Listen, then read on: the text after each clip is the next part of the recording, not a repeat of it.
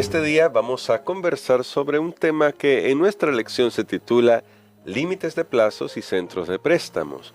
Porque, como hemos dicho anteriormente, en el mundo ideal no habría necesidad de préstamos, pero no vivimos en el mundo ideal. Estamos de alguna manera lidiando con estos temas. A veces hemos prestado dinero, hemos recibido préstamos, así que vamos a aprender un poco más sobre este tema que ya hemos abordado en estos días pasados, y para eso vamos a pedir la dirección de nuestro Dios.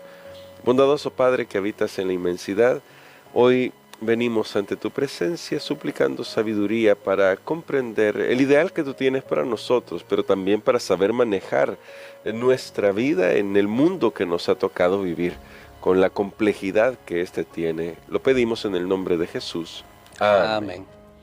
En esta ocasión, Pastor Dani Perla, vamos a considerar un pasaje que ya usted nos invitaba a considerar en la semana, pero hoy vamos a leer un poco más algunos textos en Deuteronomio, capítulo 15, versos del 1 al 5, donde se nos presenta el ideal de Dios para nosotros, qué es lo que Dios quería para el pueblo de Israel, específicamente en el contexto histórico, pero ¿qué nos dice eso a nosotros hoy?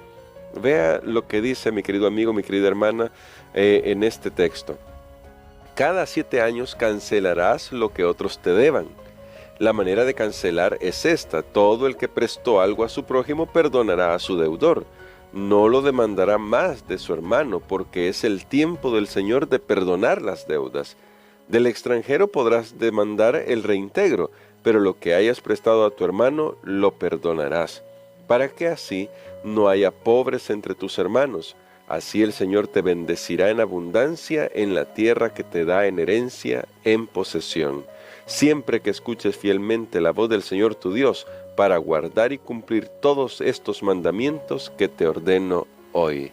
¿Qué es lo que Dios esperaba de su pueblo y del trato que debían tener en el caso de que, porque aquí aparece la realidad de la vida, hubiera préstamos en juego? Aquí tenemos realmente un texto extraordinario, donde vemos el interés de Dios por las personas, donde vemos que Dios realmente se preocupa acerca de la posición de un deudor y también de aquel que es el que presta. Quiero en primer lugar hacer aquí algunas aclaraciones.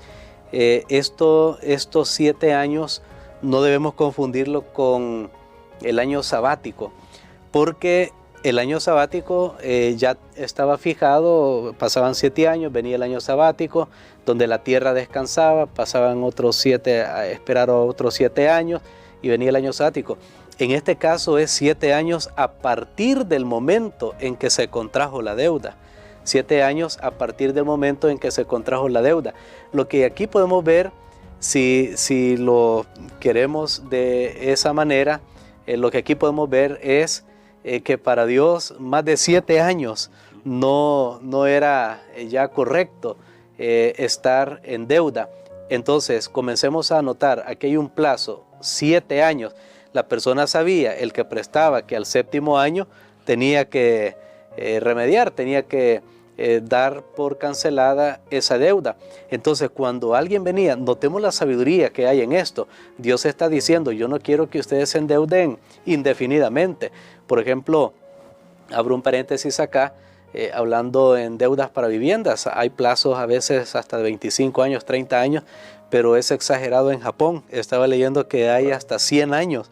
Pero ¿cómo usted va a garantizar que de aquí a 100 años usted va a seguir pagando? Realmente la expectación de vida que ellos esperaban era grande, pero creo que eso es exagerado, y lo que pasa es que ya la responsabilidad de seguro recae en las siguientes generaciones. Entonces no sería correcto, pero aquí regresemos al texto. Cuando alguien iba a contraer una deuda y decía a su vecino: mira, préstame, pero esto que tú estás pidiendo se va a tardar 14 años. Entonces le decían: no puedo, porque al 7º año yo tengo que saldar esto contigo. Entonces eso hacía que las personas evitaran pensar en endeudarse en sobremanera. Notemos lo que hay detrás de esto. El espíritu de esto no era lo que alguien está pensando: qué bonito sería, ¿verdad?, que yo me endeudara y de repente por ejemplo, los bancos dijeran cada 5 años ya se le perdona a todo mundo y entonces yo hago fiesta. No, no es ese. El espíritu que hay siempre es que Dios está diciendo. En otras palabras, lo ideal es no llegar a esto. Y si llegas a esto, sal pronto de esta situación. Eso es lo que estamos viendo nosotros en este texto y donde Dios también regula que la persona que ha tenido la capacidad de prestar tenga sentimientos gentiles hacia el deudor, porque le dice que lo trate bien, que la idea no es enriquecerse a costa de la necesidad de otra persona.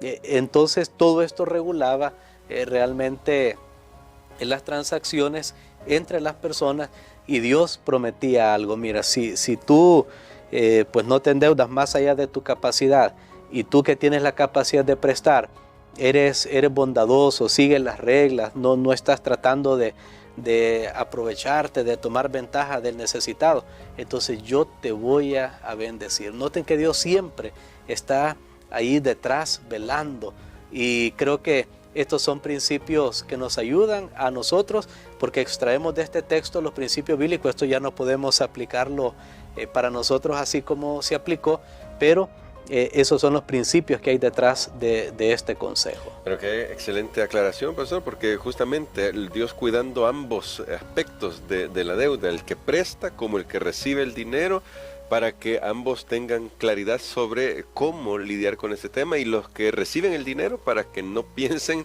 de nuevo en un tema que se abordó en la semana, en la codicia. Bueno, como me van a perdonar, gasto todo lo que puedo. Pero pastor, como usted decía bien, estamos extrayendo el principio porque la economía ya no es en el mundo, ya no es la economía judía que Dios pensaba para su pueblo en ese tiempo. Y en ese sentido, ¿cómo lidiamos con ese tipo de deudas que usted ya mencionaba antes de 25 y 30 años? Porque a veces decimos, es la única manera en que yo voy a poder hacerme de una casa. Ahí se nota lo caro que es la vivienda, la verdad. ¿Cómo hacer? Y unido a este tema, también está el tema de, por ejemplo, para sobresalir en la vida, para tratar de mejorar en la vida con el tema de los estudios. Hoy en día se da mucho lo de los préstamos estudiantiles. Son préstamos en general un poco a largo plazo, y cómo podemos aplicar estos principios a esta temática que es parte de nuestro desarrollo diario. Es correcto, hay deudas, como se ha mencionado, siempre se llama deuda porque no se tiene para poder adquirirlo inmediatamente, y entonces hay que aplazar el pago de un producto. En este caso, por ejemplo, alguien consigue una vivienda y es una deuda, pero se usa muchas veces el siguiente razonamiento: si yo estoy 30 años alquilando, porque en algún lugar tengo que vivir, claro, y entonces si yo estoy alquilando por 30 años, ¿por qué mejor ese dinero que yo voy a pagar a otra persona, por qué mejor no lo pago para un préstamo y así yo tengo mi propia casa? Entonces, en ese sentido, es algo que puede ayudar el adquirir una deuda para conseguir una vivienda, ya que va a asegurar el bienestar propio y el bienestar de la familia. No es fácil estar en una situación que no se tenga dónde vivir, solo que en eso igual la recomendación es que una persona cuando consiga su vivienda no trate de ir más allá de su capacidad de pago, porque ese es un problema grande. Tal vez uno tiene en su mente qué lugar ideal le gustaría vivir o cómo quisiera que fuera su casa, qué quisiera que tuviera, cuántos cuartos y esto y lo otro, pero uno tiene que ajustarse a sus ingresos y buscar una vivienda, porque aunque sea pequeña, una vivienda pequeña, pues es suyo. Y eso es lo importante, ¿verdad? Cuando tiene una vivienda y finalmente lo paga.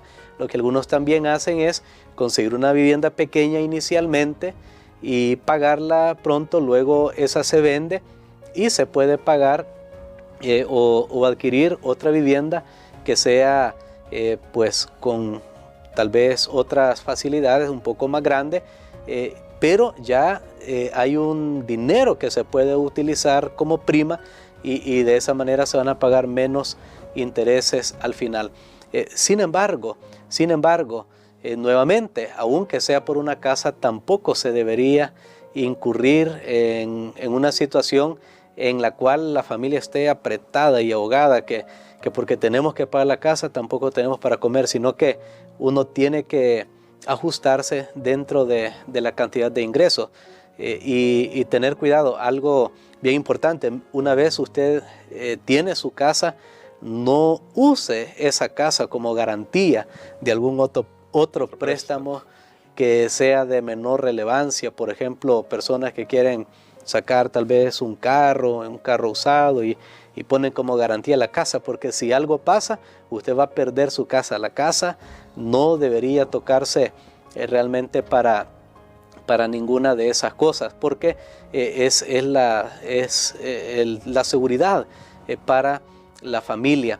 En el caso de estudio, usted comentaba algo y me llama la atención y animamos a nuestros jóvenes que estudien. Yo sé que no es fácil muchas veces estudiar, ya sea en su propio país o fuera del país, mucho menos. Sin embargo, recordemos que Dios bendice, pero también aquí podemos dar unas recomendaciones, porque usted efectivamente decía que hay préstamos estudiantiles. Sí. Yo escuché a una persona que dijo recientemente, hablando de otro país, otro ambiente, Estados Unidos, y dice: yo tengo amigos médicos que cuando ellos se gradúan salen con una deuda de $700,000. Wow. Claro, está en otro contexto, claro, pero aún así $700,000 es realmente una cantidad bien grande. Algunos dicen, bueno, tomo el riesgo, porque toda deuda conlleva un riesgo.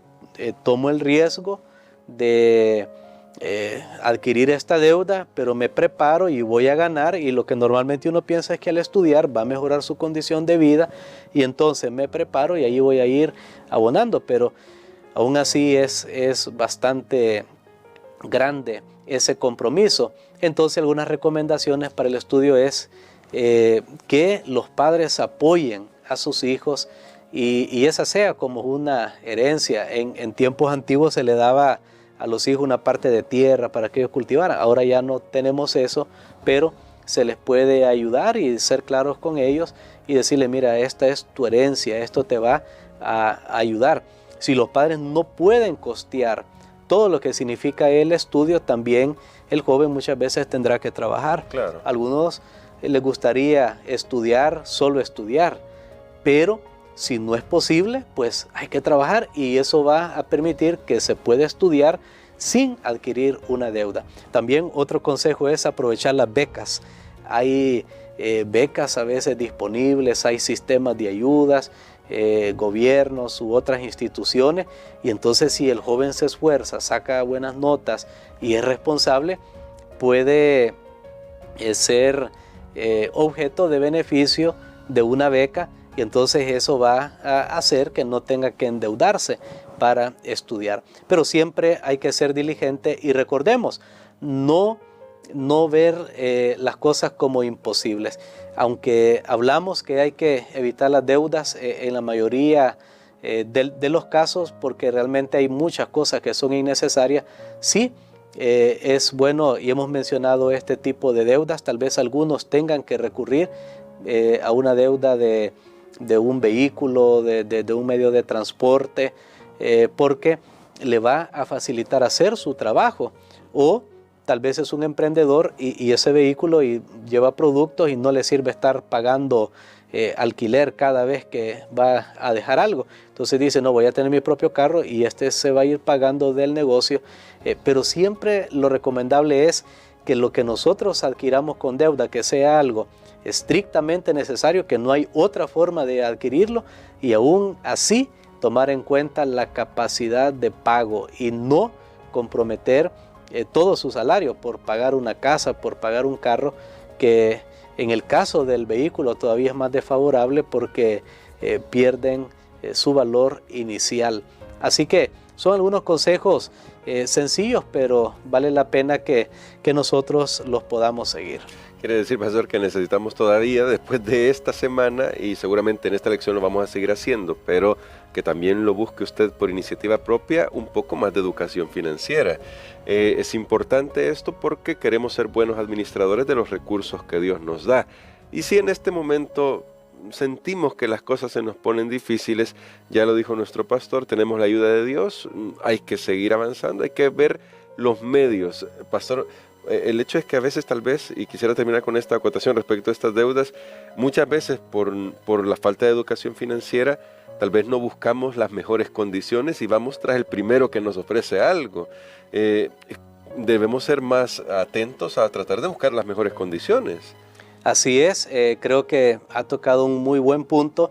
Hay en el mercado a veces diferentes opciones y claro, siempre que se cuente también con un récord crediticio bueno, que no haya tenido pues un mal registro, usted puede ser acreedor de un préstamo en mejores condiciones, porque se acostumbra constantemente a estar recurriendo a préstamos y no paga o se tarda.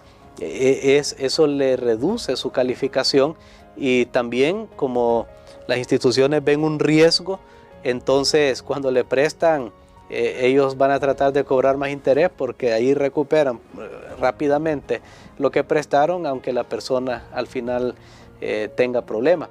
Entonces sí, es importante evaluar todas esas cosas, y si fuera un préstamo informal, voy a decirlo en este sentido, que alguien dice, mira, yo te lo voy a prestar, no te voy a cobrar intereses, por favor pague, porque eso es algo bien importante. Si alguien confió y creyó, que ya vimos que no es fácil en estos tiempos, por favor pague si alguien le prestó. Y lo que sí es totalmente desaconsejable, y tengo que recordar lo que vimos ayer, es llegar a ser fiador, consignatario de la deuda de otra persona, porque normalmente las personas que buscan un fiador es por eso mismo, porque no tienen un récord crediticio que garantice que ellos son los que van a pagar la deuda. Entonces la institución financiera les pide a otra persona que ésta sí va a hacerse responsable, y no debería ser usted.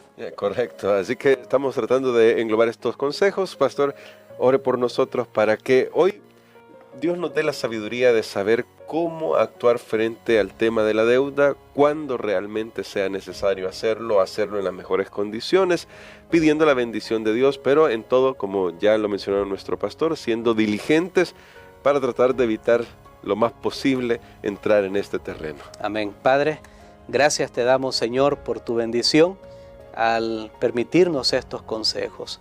Tú eres un Dios que estás interesado en cada aspecto de nuestra vida. Gracias porque siempre muestras tu bondad y tu misericordia, tu sabiduría. Hoy tú nos has dado el consejo de que lo más pronto posible deberíamos salir de nuestras deudas, y que también eso nos ayudará para no comprometernos en un camino que vaya más allá de nuestra capacidad. Por eso danos siempre tu guía, Señor, y tu Espíritu. Lo pedimos en el nombre de Jesús. Amén.